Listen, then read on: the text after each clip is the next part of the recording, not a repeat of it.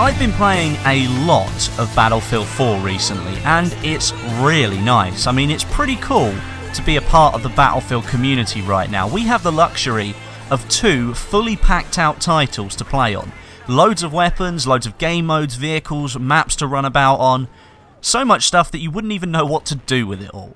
And to top it all off, we aren't that far away from seeing more content for both of these titles, with Battlefield Hardline's DLC cycle due to kick off sometime in early summer, and Battlefield 4 producing new weapons, new game modes, and new maps.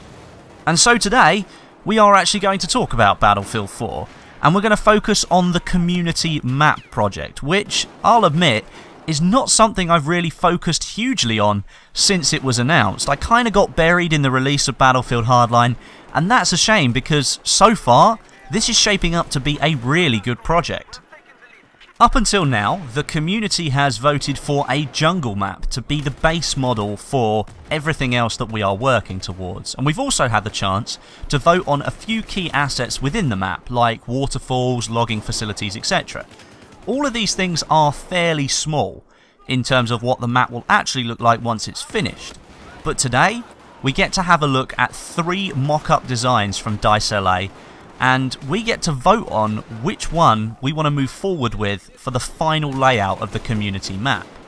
So we're going to have a look at all 3 in today's video. We're going to talk about some positives and some negatives for each of them, and I just want you to bear in mind I have already picked my favourite, so it's kind of going to be a little bit opinionated from here on out, but it's good for you guys to leave your own opinions in the comments as well, and if you've already voted, let me know which one you picked. So, here we go with map layout number 1. China rallies to stop insurgents transporting weapons and supplies through the Burmese jungle river networks. The US moves in to protect their interests. So straight off the bat, this map looks kind of familiar to me. Any of you who've played the China Rising DLC, I'm going to say that that's probably about 90% of the people watching this video, then it will remind you heavily of Guilin Peaks. Now, I'm not a huge fan of Guilin, and in fact, I'll be honest, I don't even like that map at all. It's like a roundabout in a child's playground. You go round and round and round and round and round and round, getting sicker and sicker of it until you're eventually thrown off onto the floor where you're glad to be in contact with anything but the bloody roundabout. That's what happens with Guilin Peaks. You just go round and round and round and round and round, and eventually you get to the end of the round and you're grateful for whatever map comes next because it just has to be better than what you just played. But in the interest of being fair here, we'll have a look at some of the focus points of the map. We can see a large meandering river through the middle, something that I really like, which is flanked along with 5 conquest points. We've got fishing outpost, jungle clearing, waterfall, temple ruins, and village. For me, the layout is fine, but there's far too much space being wasted around the edge of the map. Like for example, in the bottom centre of the play area there, it's devoid of any capture point. And also, the B and A flag look a little bit too close together for my liking, which might give the US faction too much of an easy ride getting started in a conquest round. They're basically going to take those flags straight away.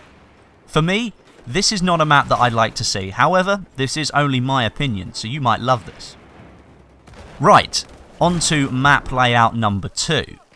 With the Chinese-American War nearly at an end, some of China's allies have remained reluctant to turn over NATO prisoners of war to their home countries.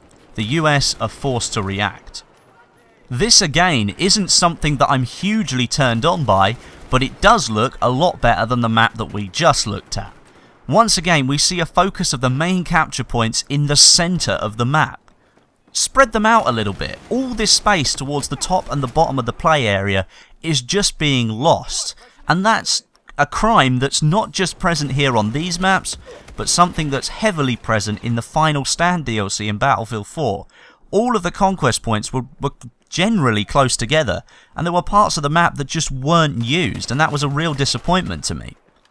I'm also a little bit disappointed that the river isn't larger either. I'd have liked to have seen that to be like a main focus of the map, where it circles from the US spawn all the way around to the Chinese spawn. One thing that I do like, though, is the dense jungle in the middle that dominates the centre of the map. This is something that I think a lot of players wanted when they voted for the base map to be a jungle. But this again is only my opinion, so feel free to disagree. And finally, we have my favourite, which is map number 3. Indonesian radicals have developed a new strain of virus for chemical warfare. A conflict flares up over access to samples and research data. This map seems to incorporate all of what I'd expect to find in a dense jungle. You've got a large solid river, essentially channels of it scaling the map.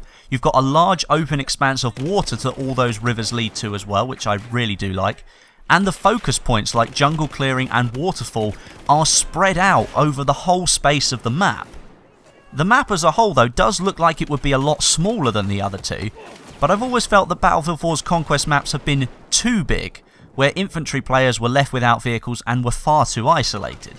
Now I'm going to counteract that point there, because I know a lot of people like that infantry combat mixed with vehicle combat, and a lot of people do just like playing in vehicles.